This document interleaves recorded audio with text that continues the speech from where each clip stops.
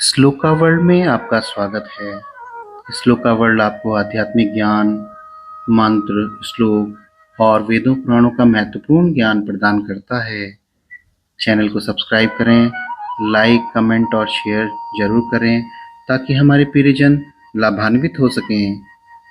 आइए जानते हैं भगवद गीता अध्याय 3 कर्म योग। इससे पहले हमने अध्याय 1 अर्जुन निषाद योग और सांख्य योग का संपूर्ण विवरण प्रस्तुत किया है। आइए आरंभ करते हैं अध्याय 3। ओम श्री परमात्मने नमः। ओम नमो भगवते वासुदेवाय। मैं उस परम दिव्य शक्ति को प्रणाम करता हूँ जो संपूर्ण सृष्टि का आधार है और भगवान वासुदेव श्री कृष्ण को नमन करता हूँ।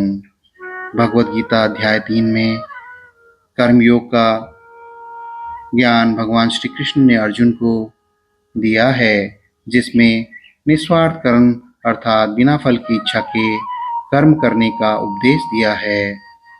भगवान श्री कृष्ण हमें यह भी सिखाते हैं कि कर्म से भागना नहीं है, बल्कि उसे ईश्वर को समर्पित करके कर्तव्य समझकर करना ही मुक्ति का मार्ग है। भगवद गीता में अध्याय 3 कर्मयोग में भगवान श्री कृष्ण ने निस्वार्थ कर्म का ज्ञान हमको दिया है। अर्जुन कहते हैं, हे जनार्दन, यदि आपको कर्म की अपेक्षा ज्ञान श्रेष्ठ मान्य है तो फिर हे केशव, मुझे भयंकर कर्म में क्यों लगाते हो? आप मिले हुए से वचनों से मेरी बुद्धि को मानो मोहित कर रहे हैं, इसलिए उस एक बात को निश्चित करके कहिए जिससे मैं कल्याण को प्राप्त हो जाऊं। श्री भगवान श्री कृष्ण बोले, हे निष्पाप, इस लोक में 2 प्रकार की निष्ठा मेरे द्वारा पहले कही गई हैं। उनमें से सांख्य योगियों की निष्ठा तो ज्ञान योग से और योगियों की निष्ठा कर्म योग से होती है। मनुष्य न तो कर्मों का आरंभ किए बिना निष्कर्मता को यानी योग निष्ठता को प्राप्त होता है और न कर्मों के केवल त्याग मात्र से सिद्धि यानी सांख्य निष्ठा को ही प्राप्त होता है। निसंदेह कोई भी मनुष्य किसी भी काल में क्षण मात्र भी बिना कर्म किए नहीं रहता, क्योंकि सारा मनुष्य समुदाय प्रकृति जनित गुणों द्वारा परवश हुआ कर्म के लिए बाध्य किया जाता है। जो मूढ़ व्यक्ति मनुष्य समस्त इंद्रियों को हठपूर्वक ऊपर से रोककर मन से उस इंद्रियों के विषयों का चिंतन करता है, वह मिथ्याचारी अर्थात दंभी कहा जाता है। किंतु हे अर्जुन, जो पुरुष मन से इंद्रियों को वश में करके अनासक्त हुआ समस्त इंद्रियों द्वारा कर्मयोग का आचरण करता है, वही श्रेष्ठ है।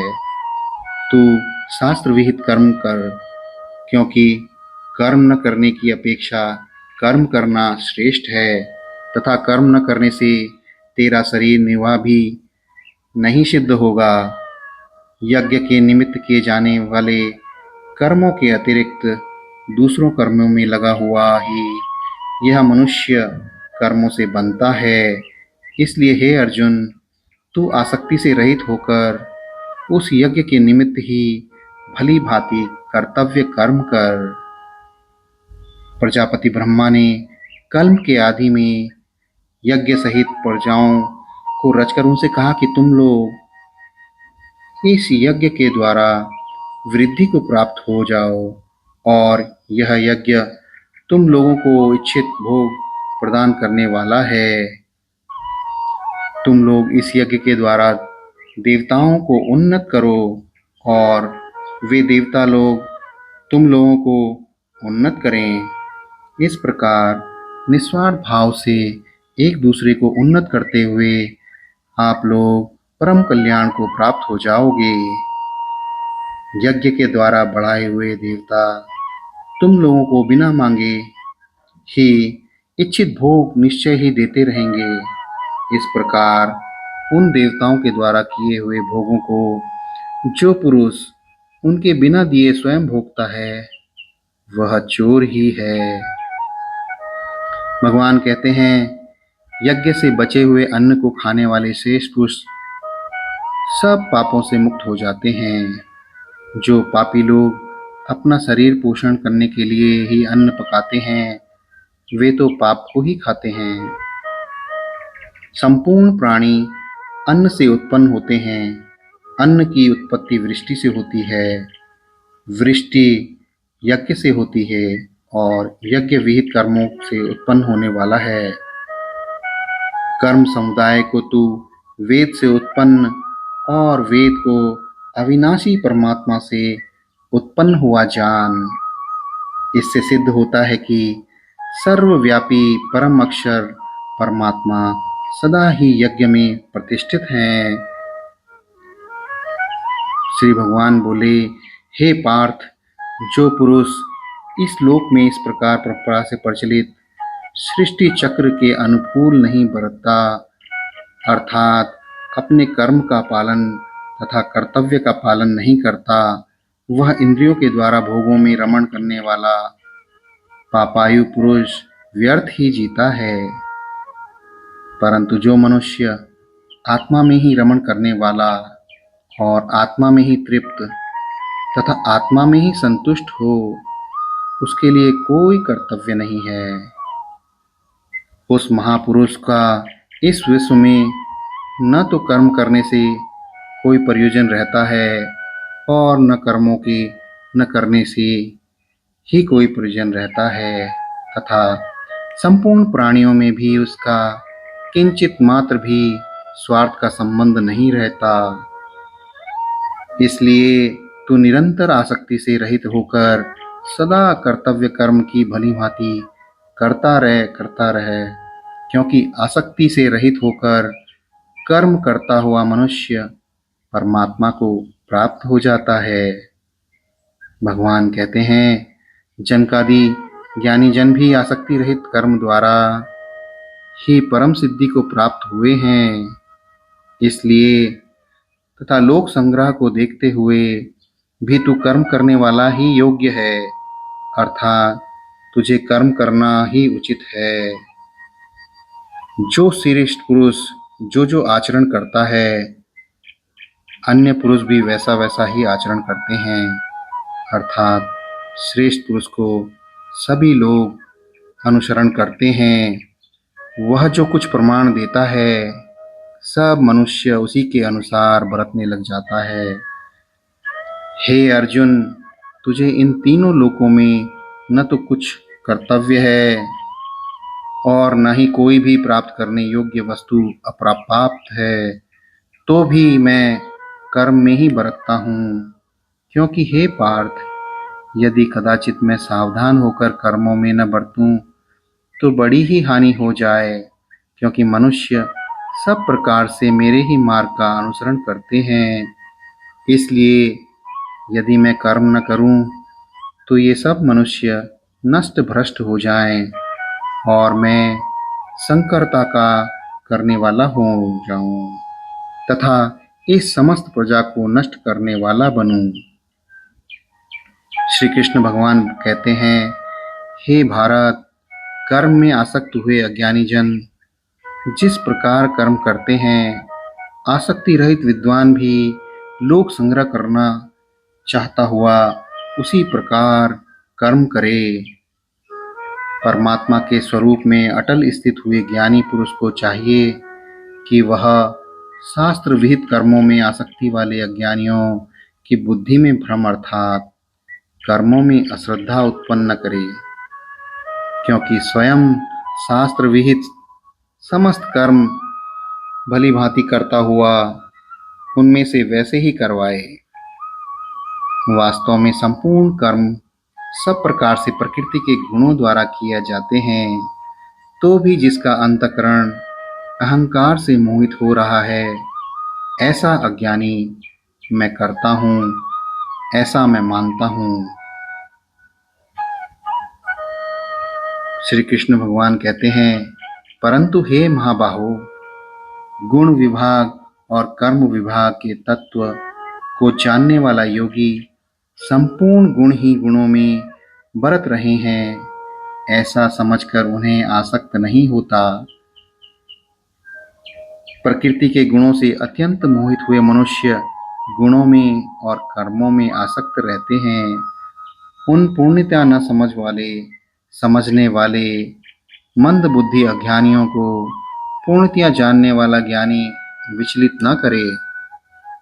मुझ अंतर्यामी परमात्मा में लगे हुए चित्त द्वारा संपूर्ण कर्मों को मुझ में अर्पण करके आशा रहित, ममता रहित और संताप रहित होकर युद्ध कर। जो कोई मनुष्य दोष दृष्टि से रहित और श्रद्धा युक्त होकर मेरे इस मत का सदा अनुसरण करते हैं, वे भी संपूर्ण कर्मों से छूट जाते हैं। परंतु जो मनुष्य मुझसे दोषारोपण करते हुए मेरे इस मत के अनुसार नहीं चलते हैं, उन मूर्खों को तो तू संपूर्ण ज्ञानों में मोहित और नष्ट हुआ ही समझ। सभी प्राणी प्रकृति को प्राप्त होते हैं, अर्थात अपने स्वभाव के परवश हुए कर्म करते हैं। ज्ञानवान भी अपनी प्रकृति के अनुसार चेष्टा करता है, फिर इसमें किसी का हट क्या करेगा। इंद्रिय के अर्थ में अर्थात प्रत्येक इंद्रिय के विषय में राग और द्वेष छिपे हुए स्थित हैं। मनुष्य को उन दोनों के वश में नहीं होना चाहिए, क्योंकि वे दोनों ही इसके कल्याण मार्ग में विघ्न करने वाले महान शत्रु हैं। अच्छी प्रकार आचरण में लाए हुए दूसरे के धर्म से गुण रहित भी अपना धर्म अति उत्तम है। अपने धर्म में तो मरना भी कल्याणकारक है और दूसरे का धर्म भय को देने वाला है। अर्जुन बोले, हे श्री कृष्ण, तो फिर यह मनुष्य स्वयं न चाहता हुआ भी बलात् लगाए हुए की भांति किससे प्रेरित होकर पाप का आचरण करता है? वह पाप का आचरण क्यों करता है? श्री भगवान बोले, रजोगुण से उत्पन्न हुआ यह काम ही क्रोध है।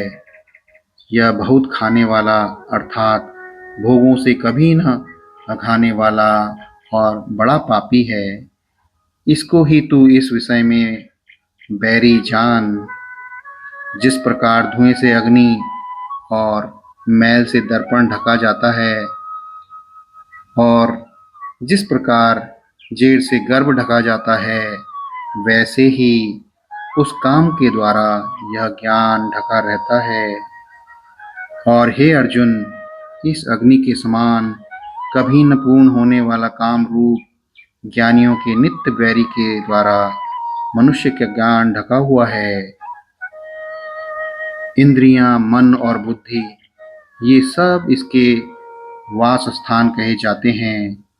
यह काम इन मन, बुद्धि और इंद्रियों के द्वारा ही ज्ञान को आच्छादित करके जीवात्मा को मोहित करता है।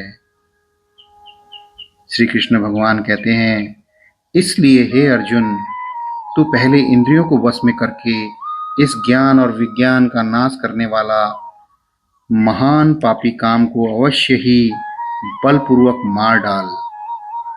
अर्थात इंद्रियों को स्थूल शरीर से पर ज्ञानी श्रेष्ठ, बलवान और सूक्ष्म कहते हैं।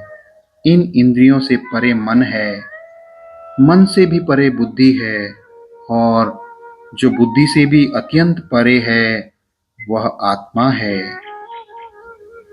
इस प्रकार बुद्धि से पर अर्थात सूक्ष्म, बलवान और अत्यंत श्रेष्ठ आत्मा को जानकर और बुद्धि के द्वारा मन को वश में करके, हे महाबाहो, तू इस काम रूप दुर्जय शत्रु को मार डाल।